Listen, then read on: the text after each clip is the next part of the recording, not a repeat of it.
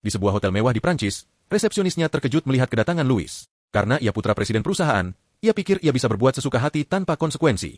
Louis manja, kasar, egois, dan menghabiskan uang ayahnya dengan berfoya-foya. Ia membawa sekelompok besar temannya bahkan seekor macan kumbang ke kamar hotel. Mereka berpesta hingga larut malam, mengganggu tamu lain dengan kebisingan dan memecahkan barang-barang di dalam kamar.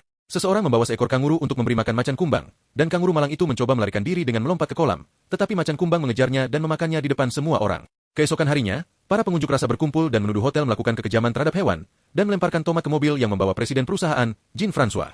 Ketika ia mengadakan pertemuan dengan para investor, ia didesak melakukan sesuatu terhadap putranya karena reputasi hotel sedang menurun. Bahkan para selebritas mencoba membatalkan acara mereka karena insiden kanguru tersebut. Jean-François yang geram bergegas ke hotel untuk menemui Louis, yang masih tidur siang. Jean-François memarahi putranya atas tindakannya dan mengancam akan dipecat jika terus seperti ini. Tetapi Louis tidak peduli dan mengatakan akan terus menikmati uang itu selagi masih ada. Saat hendak keluar, Jean-François membuang pakaian putranya ke tempat sampah. Malam harinya, pacar Jean-François, Helena, pulang dengan marah karena ia melewatkan acara fotografinya. Jean-François meminta maaf dan menjelaskan apa yang terjadi, menunjukkan bahwa ia telah terjebak dalam keputusasaan seharian. Karena ia seorang duda, ia harus membesarkan Louis sendirian, tetapi ia tidak pernah menghabiskan terlalu banyak waktu bersamanya, jadi Helena mendorongnya untuk mencobanya besok.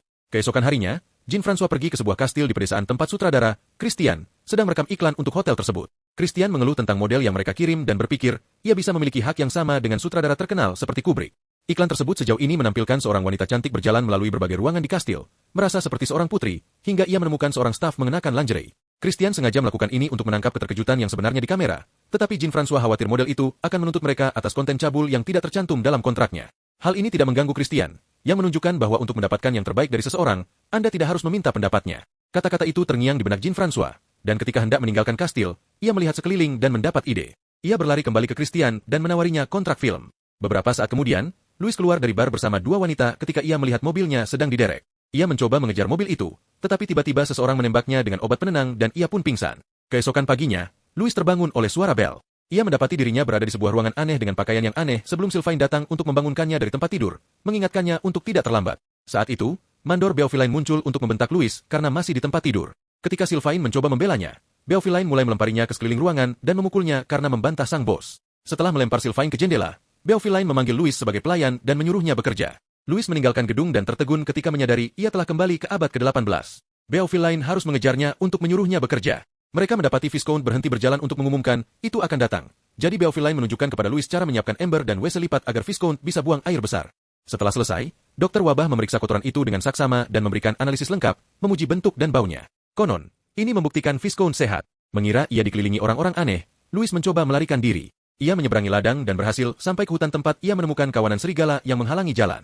Kemudian ia mencoba mencari jalan lain, tetapi Estienne muncul bersama sekelompok anjing pemburu yang mulai mengejar Louis. Ia menyeberangi jembatan dan akhirnya jatuh ke rawa dan anjing-anjing itu mengelilinginya. Louis memohon ampun, tetapi Estienne melemparkannya ke tanah dan mengarahkan tombak ke arahnya. Estienne berpikir Louis harus dieksekusi karena mencoba melarikan diri dari bekerja untuk ayahnya, sang Viscount, tetapi momen itu terganggu oleh adik perempuan Estienne, Isabeau. Isabeau berpikir para pelayan harus diperlakukan dengan bermartabat, yang memicu pertengkaran antar saudara kandung. Viscount terganggu oleh semua kebisingan itu dan membuat Estienne melepaskan Louis. Saat Sylvain mengangkat Louis, burung itu telah mengamati semua lalu kembali ke hutan, mengungkapkan bahwa itu adalah drone. Ternyata ini sebenarnya bukan masa lalu, melainkan set film yang dibuat oleh Christian dan Jean-François untuk mengajari Louis kerendahan hati. Staf telah mendirikan markas operasi di dekat hutan tempat Jean-François, menunjukkan keprihatinannya kepada serigala dan anjing-anjing tersebut. Christian menjelaskan bahwa hal itu perlu dilakukan untuk membuat Louis percaya bahwa itu nyata. Sementara petugas efek khusus menyiapkan meja penuh kotoran palsu, Estienne memeriksa pacarnya, Lison, sang pelatih kuda. Kembali di desa palsu, Louis memperhatikan Sylvain dan para pelayan lainnya mengupas kentang sambil bertanya-tanya. Ia menyadari bahwa ia berada di tahun 1702 dan Prancis masih memiliki raja, bukan demokrasi. Ketika Louis mulai berkomentar tentang Hitler, Christian mengirim Beauvillain untuk mempekerjakan Louis. Namun, bahkan saat mengupas kentang, Louis terus berbicara tentang ia datang dari masa depan. Awalnya Sylvain tidak tahu harus berbuat apa, tetapi tak lama kemudian ia masuk ke dalam karakter dan bereaksi bingung pada setiap kata modern yang digunakan Louis. Memikirkan malam ketika mobilnya dicuri, Louis berasumsi ia tertabrak kendaraan lain dan menyimpulkan ia harus menciptakan kembali kejadian itu untuk kembali ke masa depan. Ia berlari keluar dan menabrakkan diri di depan gerobak sayur, yang terlalu kecil dan hanya membentur kakinya. Kemudian Louis berlari menuju kereta sungguhan dan kepalanya terbentur, langsung pingsan. Sylvain berlari untuk memeriksanya, tetapi Louis tidak merespons. Jean-François mengira putranya sudah meninggal, dan Christian mencoba meminta maaf karena bertindak terlalu jauh. Namun, Louis kemudian terbangun dan Christian dengan gembira mengumumkan bahwa pertunjukan harus dilanjutkan. Hari-hari berlalu dan Louis harus terbiasa dengan rutinitas barunya. Ia bangun saat matahari terbit dan menghabiskan hari itu mengejar Viscount untuk menyiapkan ember untuk buang air besarnya. Tugasnya juga termasuk membantu di dapur. Alih-alih mandi sungguhan, ia harus membersihkan diri di ember. Suatu sore, Jean-François mengundang Helena untuk menyaksikan rencana itu. Di kandang kuda, Louis menemukan Isabeau, yang menangis karena ayahnya ingin ia menikah dengan pria tua kaya yang tidak disukainya. Isabeau mengatakan ia ingin merasakan cinta dengan seorang pria muda, meskipun pria itu seorang pelayan, jelas-jelas sedang menggoda Louis. Namun, Louis berpikir malah ia beruntung karena ia bisa menikahi pria tua kaya itu dan menunggunya meninggal. Lalu ia akan mendapatkan semua uangnya dan dapat melakukan apapun yang diinginkannya. Lalu Louis pergi begitu saja. Setelah menyaksikan ini, Christian menjadi frustasi karena kisah cintanya yang seharusnya ditulis dengan sempurna ternyata gagal. Di sisi lain, Helena muak dengan rencana ini, menyebutnya sebagai eksperimen pada manusia. Kembali ke Isabeau, ia mencoba naik ke kudanya, tetapi kuda itu mulai panik. Louis memperhatikan hal ini tetapi tidak melakukan apapun untuk membantu, dan mengatakan ia tidak tahu apa-apa tentang kuda. Lison datang untuk membantu dan roknya secara tidak sengaja terangkat, memperlihatkan bahwa ia mengenakan thong. Ketika Louis menyadarinya, ia berlari ke arah Lison dan menjatuhkannya ke tanah, mencoba memeriksa bagian bawah roknya untuk memastikan itu asli. Namun, ketika ia berhasil membuka kaki Lison, ia terkejut melihat Lison tidak mengenakan pakaian dalam. Lison menendangnya sebelum berbalik untuk menyembunyikan thong yang baru saja ia lepas. Sementara Christian dengan marah meneriaki staf karena kesalahan pakaian, Helena menegur Jean-François karena memperlakukan Louis seperti benda yang bisa dipaksa untuk berganti pakaian dan mengatakan bahwa ia akan pergi. Namun, Jean-François memaksanya tinggal ketika ia mengetahui bahwa Louis sedang mencari Lison untuk meminta maaf. Para staf bergegas mempersiapkan Lison. Protesnya diabaikan ketika ia mengatakan bahwa ia seorang pelatih kuda, bukan artis. Louis mengetuk pintunya dan staf tersebut membuatnya menunggu beberapa detik sebelum membuka pintu agar Louis bisa menahan rasa bersalahnya. Begitu ia keluar, Louis meminta maaf atas kejadian tersebut, dan Lison menjawab bahwa sentuhannya berarti mereka harus menikah. Louis hampir panik, tetapi Lison mengklarifikasi bahwa itu hanya lelucon dan pergi. Melihat Louis yang berpikir keras di sana, Christian mengumumkan bahwa eksperimen itu berhasil bahkan Helena sedikit terkesan. Saat makan siang, Christian dan Jean-François menjelaskan kepada Helena rencana mereka untuk membuat Louis jatuh cinta pada Isabeau agar ia dapat memulai kehidupan yang lebih baik. Helena menganggap mereka bodoh karena Louis jelas menyukai Lison, tetapi idenya diabaikan.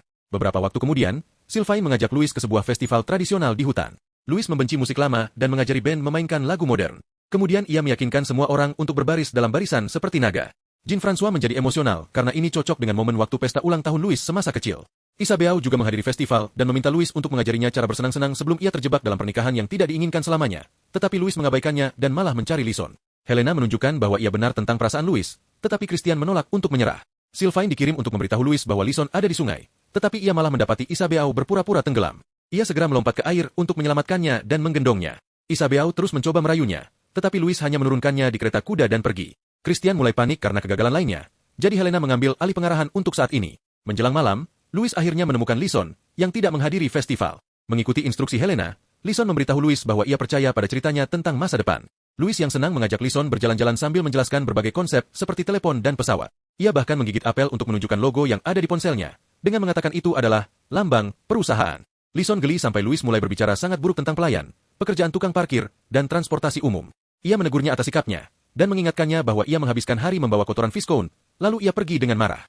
Melihat ini, Christian mengejek Helena karena berpikir idenya akan lebih baik. Keesokan harinya Lison meminta maaf kepada Helena karena mengecewakannya dan menjelaskan bahwa ia harus berurusan dengan anak-anak orang kaya manja setiap hari di peternakan tempat ia bekerja. Helena mengerti dan mengatakan kepadanya bahwa ia tidak harus terlibat dalam plot asmara dengan Louis, cukup bantu dia tumbuh. Christian masih kesal sehingga Jean-François meyakinkannya bahwa ia masih memegang kendali dan Helena hanyalah seorang konsultan. Ketika Lison memberitahu Estienne bahwa ia akan terus bertindak sebagai teman Louis, Estienne panik berpikir ia harus menciumnya atau lebih parah lagi. Namun Lison menganggap kecemburuannya bohong, dan Estienne sebenarnya marah karena Lison mendapatkan peran yang lebih penting daripada dirinya. Malam itu Louis bertanya kepada Sylvain bagaimana cara merayu seorang wanita dengan cara kuno. Sylvain mengatakan kepadanya bahwa ia harus seperti beruang dan melepaskan semua kejantanannya. Lalu ia melanjutkan dengan mengajarinya tarian beruang. Tarian itu sangat nakal tetapi juga benar-benar konyol. Keesokan harinya Louis menyanyikan sebuah lagu untuk Lison, menggunakan namanya dan banyak pujian, sekaligus meminta maaf atas sikapnya. Ia menari sambil bernyanyi, benar-benar membuat Lison tertawa dan membuatnya terkesan dengan ketulusannya. Setelah itu Louis berterima kasih kepada Sylvain karena telah menjadi teman sejati, bahkan memanggilnya saudara. Di tengah malam, Jean-François berdandan seperti Viscount untuk menyelinap ke kamar Louis dan mengawasinya tidur. Sylvain melihatnya dan mengatakan hal ini dapat merusak rencana yang memicu pertengkaran. Bisikan-bisikan marah itulah yang membangunkan Louis, dan Jean-François harus menyembunyikan wajahnya dengan jaketnya. Louis masih yakin ia melihat ayahnya, jadi Sylvain harus memukulnya agar pingsan. Kemudian seorang Kristen yang marah harus memasuki lokasi syuting untuk menyeret Jean-François pergi dengan paksa. Keesokan harinya, Louis memberitahu Sylvain bahwa kepalanya terbentur saat tidur dan bermimpi tentang ayahnya. Beauvillain memberitahu Viscount bahwa Estienne dan teman-temannya mendapat masalah di kota, sehingga Raja ingin Estienne dihukum dengan pantas. Viscount berbicara dengan Louis secara pribadi dan memintanya untuk berpura-pura menjadi Estienne agar bisa menerima hukumannya. Jika Louis menerima, Viscount akan memberinya tanah pertaniannya sendiri dan izin untuk menikahi siapapun yang diinginkannya. Awalnya Louis menolak, tetapi ia berubah pikiran ketika menyadari ini bisa berarti menikahi Lison. Beberapa jam kemudian, Louis berada di dalam kurungan berpura-pura menjadi Estienne. Semua penduduk setempat marah karena Estienne merusak reputasi kota mereka di mata raja, jadi mereka melempari Louis dengan sampah sebagai protes. Ia dibawa ke tempat eksekusi dan seorang pria bertopeng terus mencambuk bokongnya berulang kali, sementara penonton meminta lebih. Christian mengira ini adalah puncak sinema, tetapi Helena merasa ngeri. Setelah itu, Louis pergi menemui Viscount, tetapi malah bertemu Estienne, yang memaksanya duduk tanpa memperdulikan rasa sakitnya. Estienne mengatakan ayahnya telah tiada dan ia memilih untuk tidak memberikan Louis hadiah yang dijanjikan. Setelah itu ia malah melemparnya dari kursi. Lupa bahwa ia seharusnya berakting. Estienne menuduh Louis ingin mengambil lison darinya dan mengejeknya karena menjadi pelayan sambil menyiramkan anggur ke wajahnya. Helena merasa ngeri lagi. Tetapi Christian berpikir ini akan menjadi kejutan yang bagus dan membiarkannya. Kemudian Louis berdiri dan tampak seperti hendak memberontak kepada Estienne. Kemudian ia meninggalkan ruangan. Christian dan Jean-François kecewa, tetapi Helena kali ini terkesan. Ia menunjukkan bahwa Louis akhirnya menerima konsekuensi atas pilihannya, alih-alih menjadi anak nakal yang suka mengeluh. Kemudian Louis mengunjungi Lison dan bertanya apakah ia setuju berteman dengan seorang pelayan kamar mandi, yang kemudian diyakinkan Christian. Ya tentu saja.